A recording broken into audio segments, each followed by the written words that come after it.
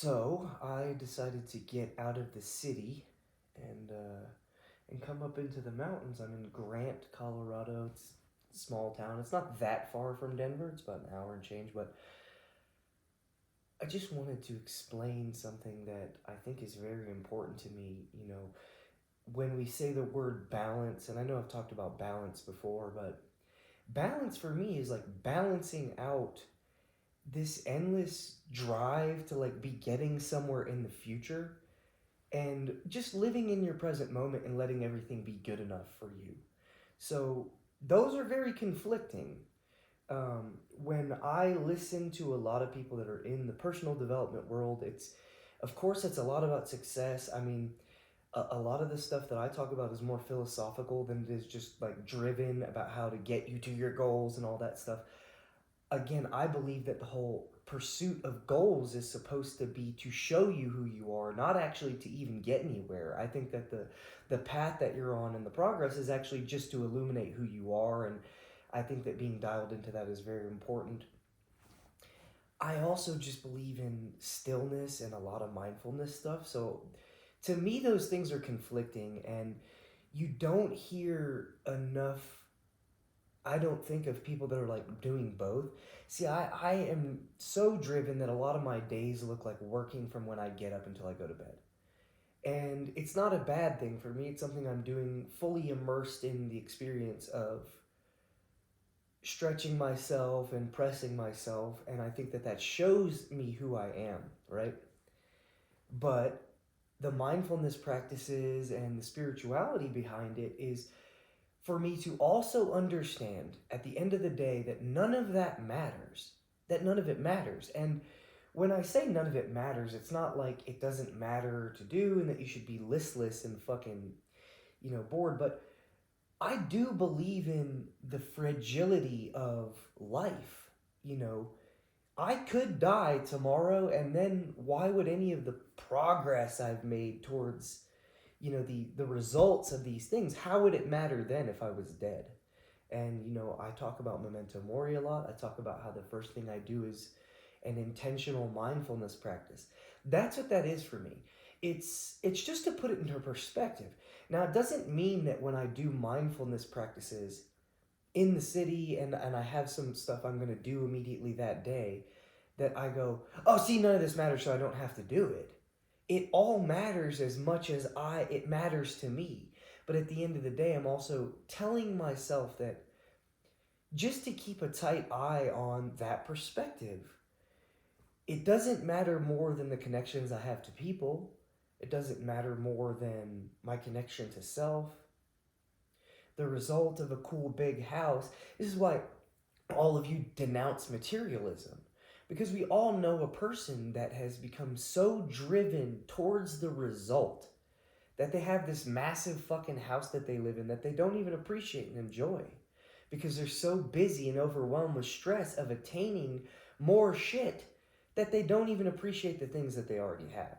And I think that's a slippery slope, and I think a lot of people get wrapped up in that, me included. But I just want to talk about how important it is to have that balance. You know, it's funny that a lot of people take vacations and they're like out running around and they're looking for stimulus to do. And this is what I do on a vacation. I spent $900 fucking dollars just to get away from like the endless race and the concrete jungle, because I do think there's a lot to the energy and frequency of those cities. I think that you need to get out into nature more. I believe in it so much. Every time I've ever done anything like this, it feels so much more recharging than all the shit that you guys call relaxing. There's no one here with me. This is a 2-bedroom place. It's got 2 floors and it's got 2 separate decks and it's got a sauna outside and it doesn't have a bunch of TVs all over the place. It actually doesn't have a TV at all. The name of this place is Hygge, which is a Danish word about how to live a life of comfort. And it doesn't mean comfort and convenience. It means appreciating the sense of comfort and warmth that you get from simplicity and looking at a cold frosted window at snow outside and being wrapped up in a blanket and drinking a hot cup of coffee in the morning and seeing the sun rise is, this utmost overwhelming feeling of like warmth and simplicity, and that simplicity not just being enough but being everything.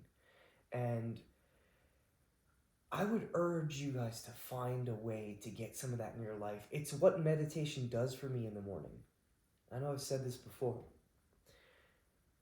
I have the tendency with a very driven life to be constantly moving. And you'll hear me say stay busy, be useful a lot.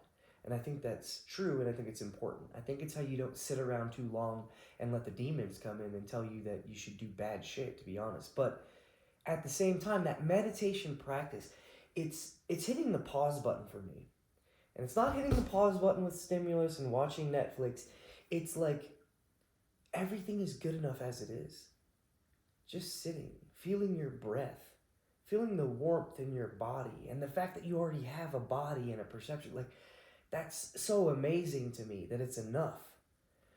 And a lot of times when I leave a sitting process, 40 minutes, I just get this feeling of like peace is the best way to explain it.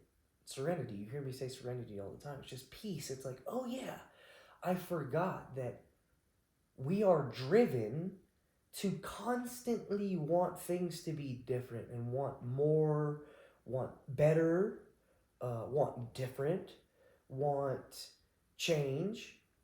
And sometimes you have to sit and appreciate everything you've done, appreciate how far you've come, how amazing things are that you're experiencing. And if we're always looking for that next thing, that next little high, you're pushing away your moment for something that doesn't even exist yet. The future doesn't exist.